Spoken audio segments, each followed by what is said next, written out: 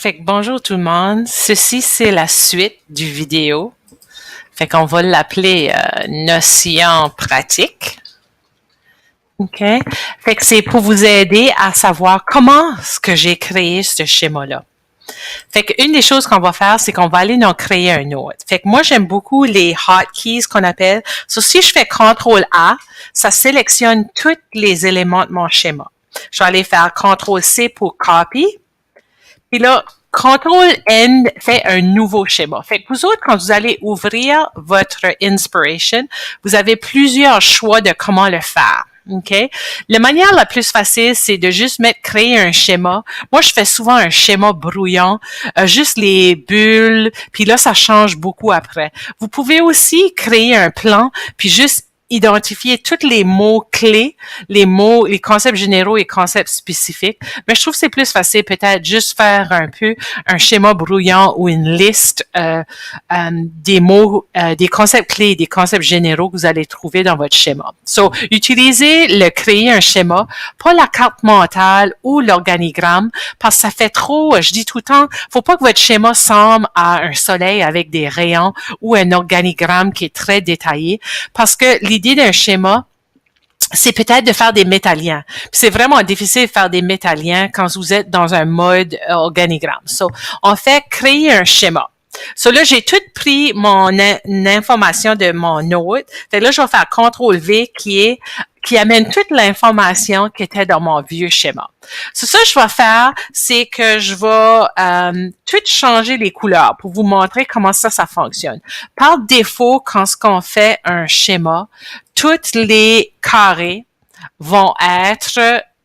Puis là, je peux-tu déplacer ça? Oui. So, tous les carrés vont être la même couleur. C'est ce vert-là par défaut.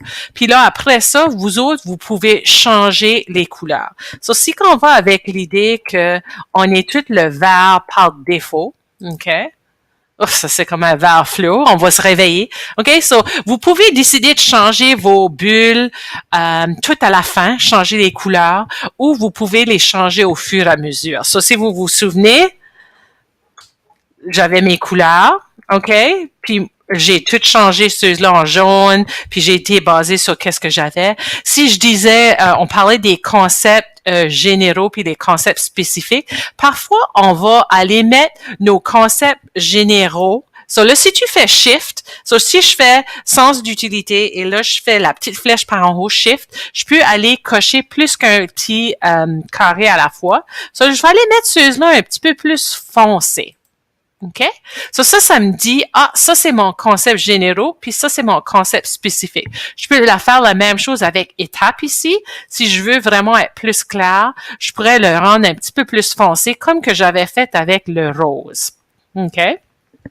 So, ça, c'est un peu, ici, ça change la couleur de la bulle. Ici, ça change le pourtour de la bulle. Ça, je m'amuse pas vraiment avec ça. Vous pouvez, si vous voulez, que ça soit jaune et jaune ou gris et gris. Mais habituellement, je vais pas changer le pourtour. OK?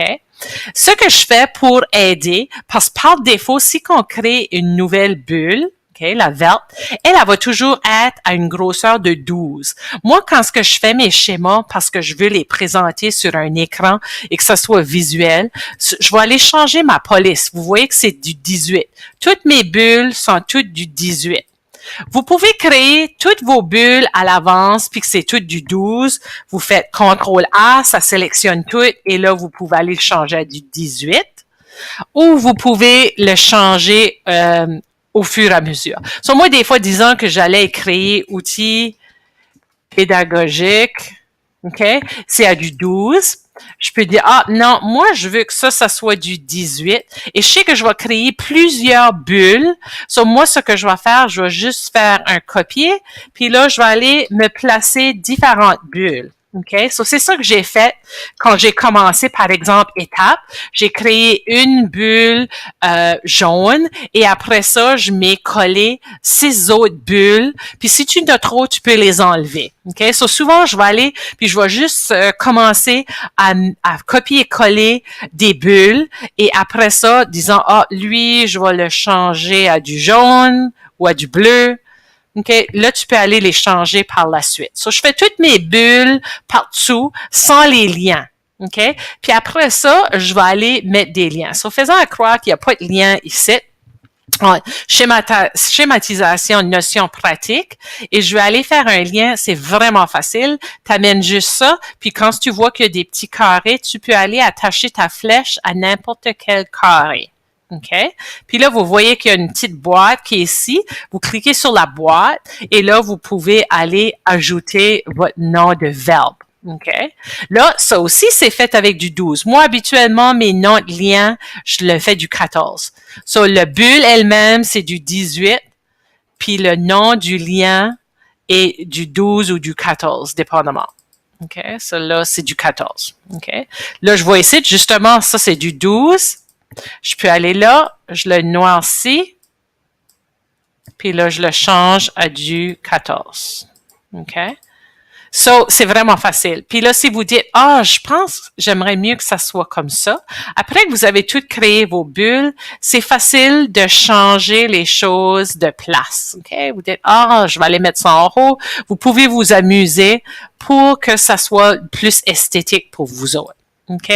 Disons ici, j'ai mis facilité par. Moi, des fois, j'aime des petites images. Pour moi, ça aide. Comme ici, c'est un danger. Utilisez pas PowerPoint. C'est un danger. Mettez pas des noms communs. Vous pourriez aller choisir, disons ici, je me dis, facilité, comme j'avais mis le nuit par, je pourrais aller voir si je peux avoir, c'est qu'il y a des mots qui vont sortir, qui vont nous aider. OK? So, on peut voir différentes choses. Et ça va nous dire c'est qu'on a de quoi, so. OK? So, on peut aller essayer de trouver quoi au lieu de mon petit arc-en-ciel, vous pourriez aller trouver de quoi d'autre. Si, par exemple, vous aviez des connaissances théoriques, on pourrait aller voir si que théorie va vous donner une image. Vous pourriez aller placer une image de théorie, par exemple. OK?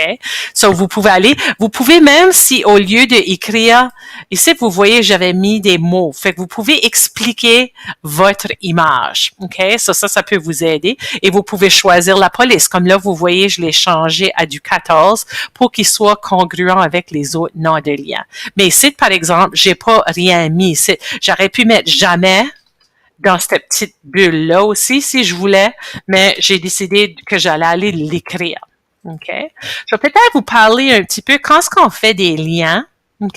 Puis il y a toutes sortes de choses. Vous pouvez vous amuser. Il y a un mode éclair qui fait comme un lien automatique en deux bulles.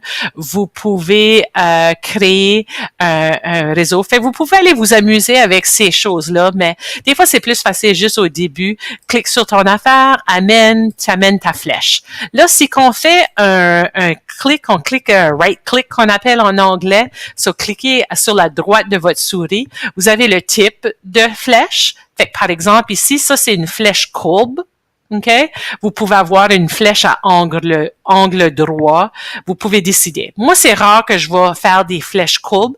Puis, un des gros nonos, là, les jamais, coupez jamais une ligne avec un autre. So, disons que je voulais pas la mettre là, mais que je voulais venir la mettre ici. Faites jamais ça parce que vous allez voir un gros cercle rouge sur votre schéma. Faut jamais que vos liens se croisent comme ça. C'est pour ça que là, pour faire ça, t'aurais été prendre une flèche courbe, puis t'aurais peut-être passé ta flèche par-dessus. OK?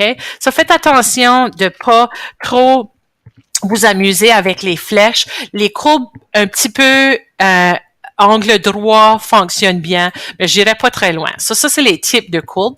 Tu peux changer la direction de ta flèche. Normalement, les flèches vont du concept principal vers la périphérie. Tu vas pas voir, si ça c'est là où ce que ton schéma commence, tu vas pas aller changer ta flèche dans cette direction-là. Parce que tu veux toujours lire. So, si tu peux lire. So, la schématisation est un outil. Tu vois, ta flèche va pas dans le bon sens. Tu peux le changer de direction.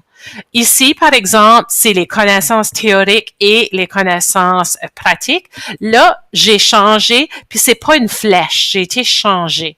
Vous pouvez aussi décider quelle grosseur est votre flèche, comment épaisse est votre flèche, la couleur de votre flèche, ok? So, vous pouvez changer des choses pour vous amuser à créer un schéma, ok?